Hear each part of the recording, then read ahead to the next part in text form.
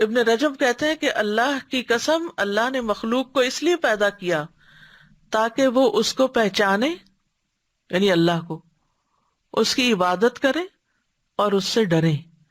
اللہ نے اپنی عظمت اور بڑائی پر دلائل مقرر کر دیے ہیں تاکہ لوگ اس سے ڈریں اور اس کی تعظیم کرتے ہوئے اس کا خوف کریں۔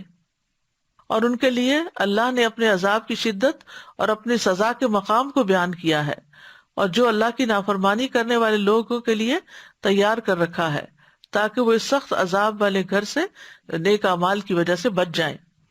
رسولوں کے بھیجے جانے کا مقصد بھی کیا ہے؟ انذار اور تبشیر کرتے ہیں وہ، تو وہ بھی ڈرانے والے ہیں، لوگوں کو خبردار کرنے والے ہیں۔ راغب اصفہانی اپنی کتاب مفردات میں کہتے ہیں کہ انذار ایسی چیز کی خبر دینے کو کہتے ہیں جس میں خوف زدہ کیا گیا ہو، یعنی ایسی خبر جس سے خوف دلایا گیا ہو، اور تبشیر ایسی خبر دینا جس میں خوشی ہو۔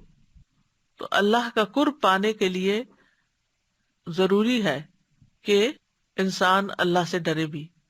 فرمایا ان اکرمکم عند اللہ اتقاکم، اللہ کے نزدیک سب سے زیادہ عزت والا وہی ہے جو تم میں سب سے زیادہ ڈرنے والا ہے۔ مقرب لوگوں کے اندر خوف کی کثرت ہوتی ہے، شدت ہوتی ہے۔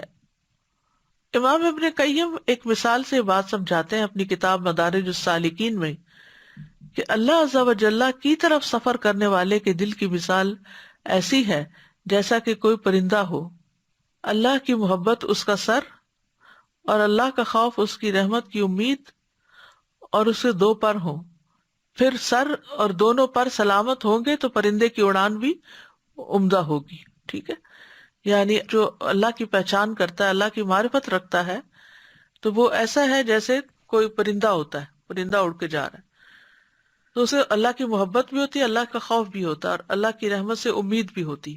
تو تین چیزیں ہو گئی، محبت، خوف اور امید۔ کہتے اگر سر کاٹ دیا جائے تو پرندہ مر جائے گا، اور اگر اس کے بازو کھو جائے تو ہر شکاری اور ہر توڑ پھوڑ کرنے والے کا نشانہ بن جائے گا۔ اللہ کی محبت سے مراد اس کا سر ہے، تو سر کاٹ دیا، محبت ختم، پرندہ ہی مر جائے گا۔ اس کی خوف اور اس کی رحمت کی امید اس کے دونوں پر ہیں، اگر یہ نہ رہے تو وہ اڑ ہی نہیں سکتا۔ اور پھر اگر یہ سب چیزیں سلامت ہوں گی تو پرندے کی اڑان بہتر ہوگی، یعنی اطاعت تیز تر ہوگی۔